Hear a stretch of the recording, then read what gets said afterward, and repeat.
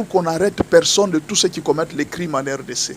Mais voilà que hier, quand les 15 pays qui étaient réunis au Conseil de sécurité des Nations Unies ont pris la grande décision de suspendre le Rwanda, de sanctionner le Rwanda, et subitement, Corneille Nangaa lance un communiqué. Quel est le communiqué? Lisez le communiqué. Parce que c'est le M23 qui a été attaqué. C'est le M23 et les Rwandais qui ont été agressés. Maintenant, Corneille Nangaa dit que non, à partir d'aujourd'hui, l'AFC de Corneille Nangaa suspend toute collaboration avec les M23. L'AFC de Corneille Nangaa suspend toute collaboration avec les M23. Ça, c'est leur communiqué d'hier, le 21. C'est le 21, non? Ils ont lancé ces communiqués pour dire qu'ils ont suspendu tout contact, toute collaboration avec les M23. C'est qu'il y a une division entre Nangaa et les M23. Est-ce que c'est une division ou bien c'est la perte des sanctions pour refuser d'être associé? J'avais fait une vidéo pour vous dire que quand Kagame est venu tuer, on cherchait quelqu'un qui va justifier Kagame. Nangaa s'est pointé, il dit moi. Il ne savait pas là où il était entré. Lui, il voyait Tshisekedi, je vais tuer Tshisekedi, je vais humilier Félix Tshisekedi. Oui, qu'il n'y a pas de problème. Et voilà les difficultés. Vous savez, quand un pauvre entre en prison, une année, c'est une année, hein? Mais quand c'est un riche qui entre en prison, une année de prison peut représenter 20 ans de prison. Les gens qui ont l'argent n'aiment pas la prison. Parce qu'ils ont leur argent, ils aiment la liberté, ils aiment vivre. Voilà pourquoi quand vous allez voir qu'on veut arrêter un politicien, il fuit. Ils n'aiment pas la prison, les hommes riches. Ils craignent la prison à un très grand niveau. Et maintenant là, ça sent que Nangaa commence à craindre la prison. Parce que si c'est le Conseil des Nations Unies qui ont décidé ainsi, c'est-à-dire on va chercher tous les commanditaires. Qu'est-ce qui s'est passé à Goma? Il y a eu près de 4500 personnes qui ont été tuées. Qui les a tuées? À Bukavu, il y a eu des corps. Les FARDC n'ont pas combattu. Qui a tué les corps qui étaient à Bukavu? Au moment où je vous parle, il y a des images qui ont été documentées. Quand vous voyez les crimes odieux que les soldats viennent de faire dans peu de temps, à Goma, à Bukavu, mais vous allez vous étonner comment ces gens sont venus avec un si mauvais cœur. Alors, tous ces crimes-là sont documentés, filmés, et on peut envoyer ça partout dans le monde entier. Et c'est Nangaa qui s'est présenté pour faire les meetings. Parce que c'est lui qui fait les meetings. Comment on a arrêté Bemba? On a arrêté Bemba parce que c'est lui qui soutenait les mouvements qui étaient partis en Centrafrique pour combattre les MLC pendant qu'il était là. Bemba qui était le chef de file. Mais Bemba n'était pas sur le front de guerre. Bemba n'avait pas tué. Bemba n'était pas parti piller en République centrafricaine. C'est son armée qui était partie faire le faire. D'après ce que la CPI avait accusé. Et Bemba s'est retrouvé en prison. Au nom de qui? Au nom de ce qui s'est passé par les soldats en Centrafrique. Maintenant, si aujourd'hui ces documents, ces éléments sont documentés, où peut fuir Nangaa? Aux États-Unis, il y a déjà des sanctions contre lui aux États-Unis. Au moment où je parle, le président Trump a pris une résolution qu'on prenne tous les biens de tous les politiciens africains, qu'on les vende et qu'on donne ça, qu'on fasse entrer l'argent dans les trésors américains. Tous ces politiciens qui ont acheté des maisons aux États-Unis, qui ont acheté des immeubles, des choses aux États-Unis, on va prendre tout leur argent, on va mettre leur argent dans les trésors américains. Et maintenant, dites-moi, vous allez faire quoi? Qu'est-ce que vous allez encore faire? Ça devient très compliqué. Et aujourd'hui, si le président, l'ancien président Joseph Kabila est impliqué dans cette histoire, ça peut devenir très difficile aussi pour lui parce qu'il a des grands biens. Et ces biens sont gardés où? On ne sait pas. Il n'y a aucun pays africain qui peut accepter d'entrer en conflit avec les Américains. Aucun. Alors pour te garder, pour que le président africain puisse te garder, ils vont te garder, mais à condition. Vous voyez? Vous rappelez-vous de Mobutu? On l'a amené en France. La France a refusé. Quand tu as déjà un problème avec la communauté internationale, c'est tout le monde qui te refuse parce que tout le monde ne veut pas avoir de problème. Tout le monde ne veut pas avoir de problème. Maintenant, qui va recevoir Nangaa? Peut-être le Rwanda. Mais le Rwanda va dire, il dit quoi? Nous, on t'avait utilisé, vous avez fait ce que vous avez fait. Parce que parmi les gens qui ont fait tomber, c'est Nangaa. Nangaa est arrivé, non, nous allons prendre Kinshasa. Ils ont tué des gens. Maintenant, la situation va se compliquer davantage pour les rebelles. Ils pensaient être très forts, mais ça va se compliquer davantage. Je vous rappelle encore, quand une feuille est coupée de l'arbre, elle peut continuer à être verte même pendant 2 ou 3 jours. Les munitions sont encore là. Vous allez voir cette guerre pendant un moment, elle va continuer un peu. mais ça sera terrible. Parce que maintenant là, que le plus fort ose défier les conseils de sécurité des Nations Unies. La guerre, ce n'est plus un problème de la RDC. La guerre, ça devient un problème du monde entier.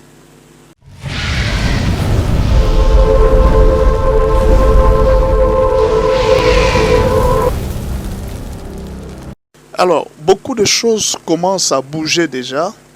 On sent déjà l'effet des sanctions des Nations Unies.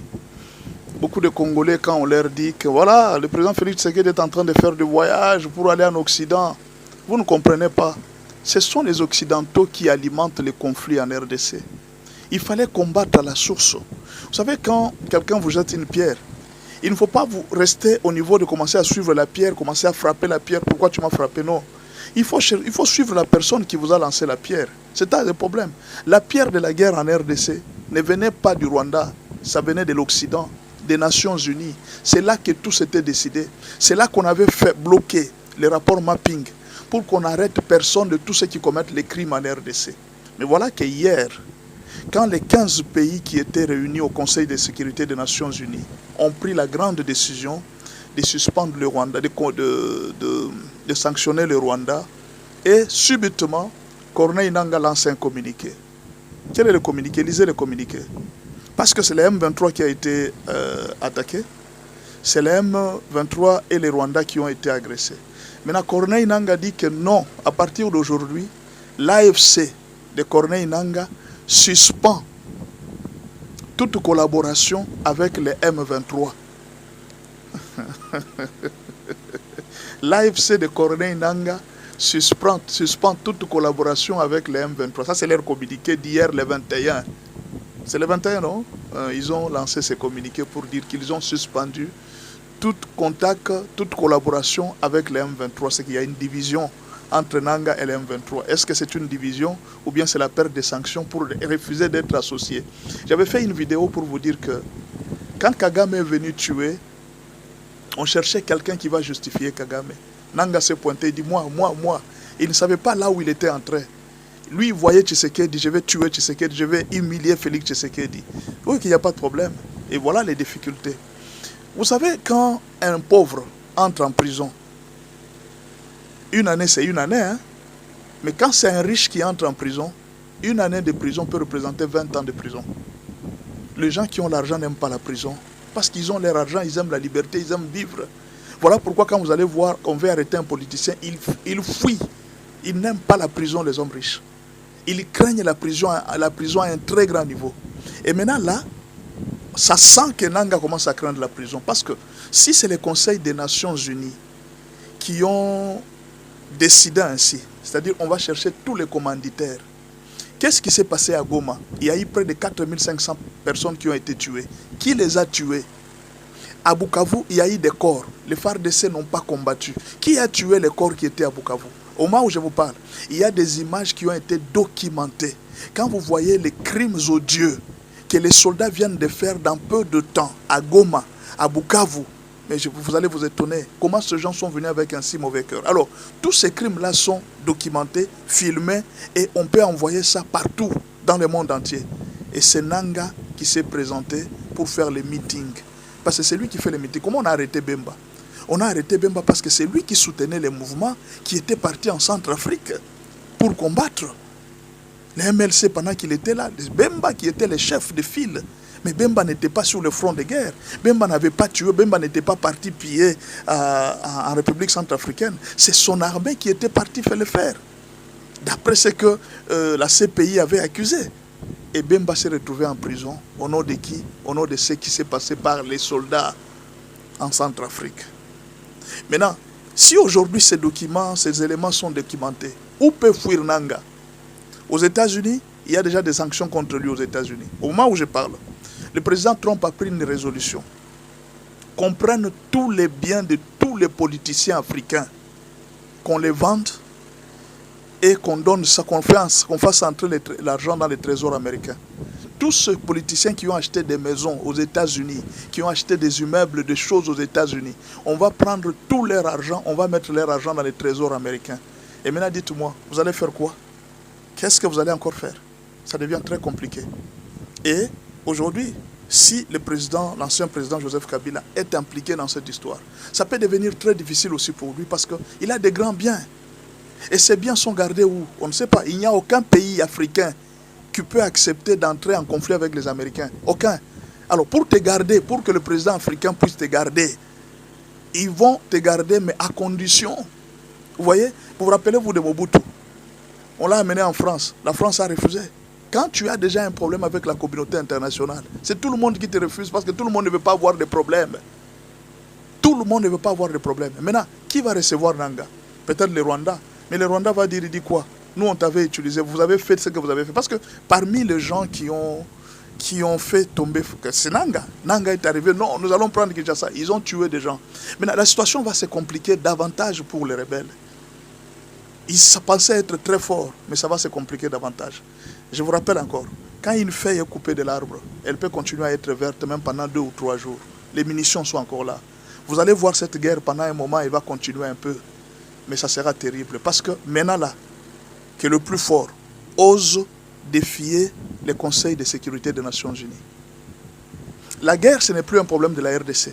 La guerre, ça devient un problème du monde entier. D'où chacun doit rentrer chez lui. Et maintenant, vous allez continuer. D'abord, vous devez laisser Goma. Si vous ne laissez pas Goma, c'est le monde entier qui va vous combattre. Et maintenant, les Rwandais qui dépendaient des aides internationales, les Rwandais qui dépendaient du coltan congolais. On a déjà parlé du coltan congolais que ces minéraux doivent cesser d'être vendus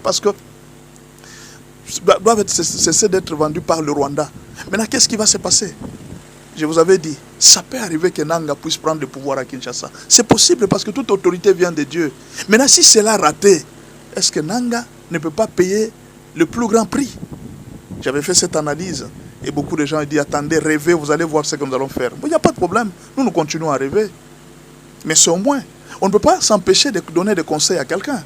Nous, on ne fait pas vraiment de la politique, mais nous sommes en train juste de vous aider à réfléchir par rapport à une situation. Il ne faut pas être naïf quand une situation arrive. Dans la vie, il ne faut jamais être naïf. D'ailleurs, vous allez remarquer une chose, que les Français se sont trompés plusieurs fois. La première chose où les Français se sont trompés, c'est la guerre en Ukraine. Les Français ont rassuré à Zelensky, ne t'en fais pas, nous allons nous battre, tu vas gagner cette guerre. Est-ce que Zelensky a gagné? Aujourd'hui, où se trouve la France? C'est la même chose, la France s'est aussi trompée. En armant Kagame, il dit attaque, nous allons te soutenir. Moi, je vais essayer de berner Félix Tshisekedi, tu vas gagner cette guerre. Est-ce que la France a raison aujourd'hui? La France n'a-t-elle pas commis des erreurs? Elle a commis des erreurs en Ukraine. Elle vient de commettre encore les erreurs avec le Rwanda. Et aujourd'hui, la France n'est nulle part. Parmi les gens qui ont condamné, hier au Conseil des Nations Unies, parmi les gens qui ont condamné, la France a été numéro 1. Elle a donné la condamnation contre le Rwanda. C'est fini. C'est fini. Peut-être vous êtes en train de penser que c'est un jeu. Ce n'est pas un jeu. Pourquoi alors Nanga a donné ce communiqué? Nous nous séparons avec les M23. Pourquoi? Vous pensez, d'après vous, essayez un peu de faire votre analyse. Vous savez pourquoi? À un certain moment, vous avez vu qu'au sein du PPRD, on a essayé d'aménager. On a voulu mettre Aubin Minakou à la tête. Il y a eu des bruits que Aubin Minakou et Ramazan Chadari seraient vus. J'ai lu ça dans un journal. Ils seraient vus en partance pour Nairobi. Est-ce que ce n'était pas une technique, vu que Nanga a déjà commis beaucoup de crimes par rapport à ce qui s'est passé à Goma, est-ce que ce n'est pas une technique peut-être pour qu'on mette Aubin Minakou à la tête du mouvement AFC? On ne sait pas, ça peut être une politique. Mais attendons voir ce qui va se passer. Ce qui est sûr, c'est que le dossier est très noir par rapport à ceux qui nous combattent. Nous savons peut-être qu'ils sont forts pour défier les Nations Unies. Peut-être que Kagame peut aussi défier les Nations Unies. Nous allons voir ce que les Nations Unies sont capables, mais ce qui est sûr, les paroles que Thérèse Kayikwamba a sorties. Vous avez déjà vu, vous êtes un homme, hein, mais une femme est en train de parler, vous vous sentez humilié. Comment est-ce que c'est une femme qui peut parler à un tel niveau alors que nous les hommes, nous sommes là? Imaginez que vous, je vous donne un exemple. Les gens sont en train de mourir, vous tous les hommes, vous êtes debout. Vous ne faites rien. Mais une femme s'élève, elle va sauver les gens. Ça ne peut pas vous humilier, ça. C'est ce qui est arrivé aux Nations Unies. C'est que Thérèse était en train de... Elle avait placé des mots là où il fallait les placer. Et ça choquait les gens des Nations Unies. Elle a même dit, il y a 3 pays ici. Nous voulons les savoir maintenant. Ces 3 pays doivent nous dire, il faut que les votes soient publics. Nous voulons savoir quel pays va refuser et quel pays va accepter. Au moins, l'histoire un jour nous jugera. Vous savez qu'après qu'elle ait dit ça, tous les pays des Nations Unies, leurs mains ont été coupées. Il n'y a personne qui a refusé. Pourquoi? Parce que les paroles qu'elle a sorties étaient très fortes. Je vous dis la vérité, c'était des paroles très fortes. Coup de chapeau à Thérèse Kwaïkwamba, coup de chapeau à vous tous les Congolais qui avaient fait des marches partout dans le monde, coup de chapeau même aux Congolais qui ont fait la marche ici à Kinshasa contre les ambassades de la France. Tout ce que vous avez fait sur les réseaux sociaux, continuez à jouer. Et ne vous fatiguez pas pour dire que nous allons laisser. Ne laissez pas. Continuez à nous battre. Je vous dis, continuez à...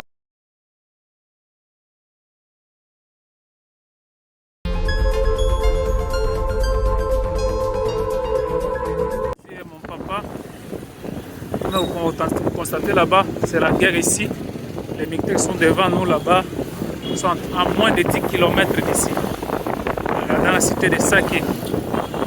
Nous sommes dans l'urgence d'évacuer les enfants, de les déplacer vers cet axe ici, là où il y a la guerre. Et je suis Fiston Amissi, le coordonnateur de l'orphelinat Jésus mon papa Nord Kivu. Nous sommes venus vers vous pour vous montrer la situation dont on traverse présentement. Nous voici devant notre structure, là où nous gardons les enfants. Nous avons ici plus de 45 enfants, filles et garçons. Et dans l'endroit où nous nous trouvons présentement, c'est du côté là où provient la guerre. Ils sont juste dans moins de 10 km ici, en train de foncer vers la ville de Goma. Et voilà pourquoi nous sommes venus vous demander une aide. Nous devons évacuer ces enfants ici vers un endroit plus sûr, parce que cet endroit ici est beaucoup plus dangereux. Pourquoi? Parce que c'est là où provient la guerre et c'est du côté où il y a trop de risques. Voilà pourquoi nous voulions avoir des moyens pour puisse déplacer ces enfants ici d'urgence dans un endroit beaucoup plus sûr en attendant que la situation puisse se calmer. Maintenant là, nous sommes dans l'impossibilité de le faire. Pourquoi? Parce que il faut aménager là où les enfants seront. Il faut les moyens de transport pour les transporter. Il faut aussi chercher comment avoir aussi de la nourriture là où ils vont rester. Ça, c'est la situation qui devient très très compliquée ici. Donc, comme vous le remarquez à côté, ici, juste à l'église, à côté de notre orphelinat, il y a déjà des déplacés de guerre qui sont là, ils manquent où aller. Mais nous ne pouvons pas attendre que la guerre puisse arriver jusqu'aux enfants et croiser les bras sans rien faire. Voilà pourquoi nous sommes venus vers vous pour demander l'aide. En tout cas, nous avons besoin d'assistance, d'urgence pour que nous puissions évacuer ces enfants ici vers un endroit beaucoup plus sûr. Comme la situation nous oblige, nous avons besoin vraiment de votre assistance. Merci et que Dieu vous bénisse. Voilà nos enfants, ils sont là. Et en tout cas, jusque-là, ils vont bien, ils sont en train de regarder la télévision. Et nous voulons que nous puissions avoir une assistance pour que nous puissions chercher comment évacuer nos enfants ici vers un endroit plus sûr.